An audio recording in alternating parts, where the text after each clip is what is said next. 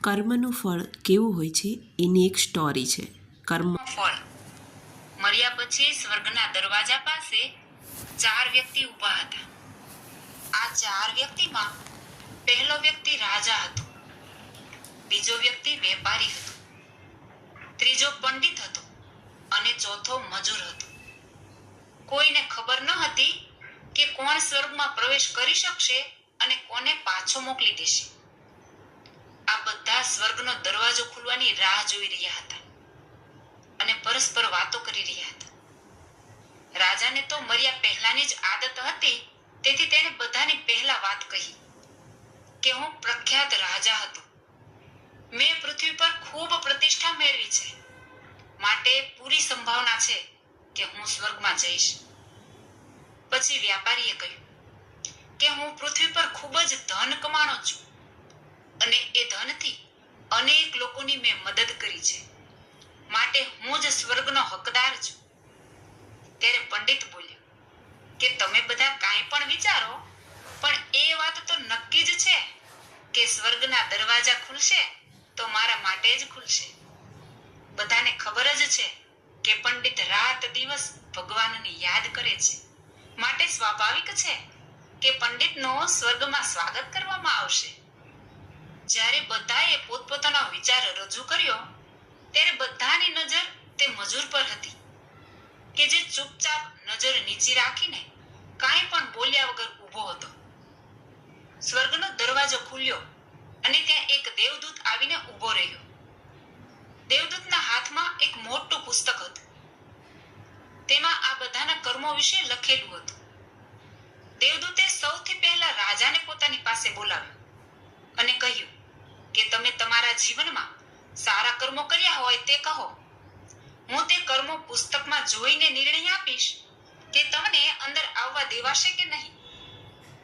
ત્યારે રાજાએ કહ્યું, મારું રાજ્ય જેટલું મોટું હતું એટલું જ સમૃદ્ધ હતું અને રાજ્યના બધા જ માણસોનું હું ધ્યાન રાખતો હતો અને મેં ક્યારેય પણ તે લોકોને કોઈ પણ વસ્તુની ખામી નથી રહેવા દીધી. આ મારા સારા કર્મો છે.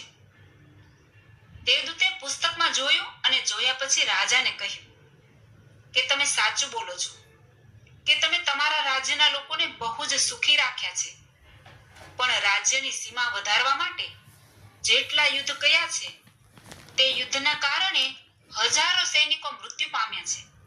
તે સૈનિકોના પરિવારના દુઃખના કારણ તમે બન્યા છો, માટે તમે સ્વર્ગમાં નહીં આવી શકો. ત્યાર પછી દેવદૂતે વ્યાપારીને પૂછ્યું કે તમે તમારા જીવનમાં સારા કર્મો કર્યા હોય તે કહો. વ્યાપારીએ કહ્યું કે મેં અનેક લોકોને ખાવાનું આપ્યું છે, આશ્રમોમાં દાન આપ્યું છે, આશરા વગરના લોકોને ઘર બનાવી આપ્યા છે. આ મારા સારા કર્મો છે. દેવદૂતે ફરીવાર પુસ્તકમાં જોયું અને વ્યાપારીને કહ્યું, તમારી વાત સાચી છે કે તમે ઘણું દાન કર્યું છે, પણ તમે જે દાન કર્યું તે પૈસાને કમાવા માટે ન જાણે કેટલું ખોટું બોલ્યા છો અને કેટલીક મિલાવટ કરી છે, માટે તમે પણ સ્વર્ગમાં નહીં આવી શકો. જ્યારે પંડિતને પૂછ્યું ત્યારે પંડિતે આત્મવિશ્વાસથી કહ્યું કે મેં કેટલાય લોકોને જ્ઞાન આપ્યું છે, હજારો યજ્ઞો પૂજાઓ કરી છે અને દિવસ રાત્રિ ભગવાનનો જાપ કર્યો છે. આ કર્મોથી વધારે સારા કર્મો ક્યાં હોઈ શકે? દેવદૂતે પુસ્તકમાં નજર ફેરવીને જોયું અને પંડિતને કહ્યું, તમે લોકોને જે કાંઈ જ્ઞાન આપ્યું છે તે પ્રમાણે તમે વર્તન કર્યું નથી. તમે યજ્ઞ, પૂજા તથા ભગવાનનું નામ નિસ્વાર્થ ભાવે ક્યારેય નથી લીધું, માટે તમને પણ સ્વર્ગમાં પ્રવેશ નહીં મળે. મજૂર આ બધું જોઈને વિચારમાં પડી ગયો હતો કે તે અત્યાર સુધી જેને મહાન સમજતો હતો તેની વ્યાખ્યા સ્વર્ગના દરવાજા પર આવીને સાવ બદલાઈ ગઈ હતી.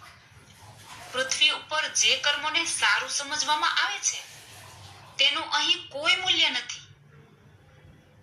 દેવદૂતે જ્યારે મજૂરને પોતાની પાસે બોલાવ્યો ત્યારે દેવદૂત કાંઈ પણ પૂછે તે પહેલા મજૂર બોલી ઉઠ્યો કે મહારાજ, હું જાણું છું કે હું પણ સ્વર્ગમાં આવવાને યોગ્ય નથી, તો પણ હું સ્વર્ગને એકવાર બહારથી જ જોવા ઈચ્છું છું. બસ આથી વધારે મારી કોઈ ઈચ્છા નથી. મેં જીવનમાં કાંઈ પણ કર્યું નથી, દિવસ મહેનત કરતો હતો અને જે પણ પૈસા આવતા હતા તે પરિવારનું ભરણ પોષણ કરવામાં ખર્ચ કરતો હતો. માટે દાન ધર્મ માટે કાંઈ જ વધતું ન હતું. લોકોની હું શું સેવા કરું? કેમ કે કામ પછી થોડો પણ સમય મળતો હતો તે હું મારા વૃદ્ધ મા બાપમાં વિતાવતો હતો. દેવદૂતે પુસ્તકમાં જોયું અને જોતા જ રહી ગયા. પછી દેવદૂતે મજૂરને કહ્યું કે તમે યાદ કરો કે તમે ક્યારેક તો સારું કર્મ કર્યું જ હશે.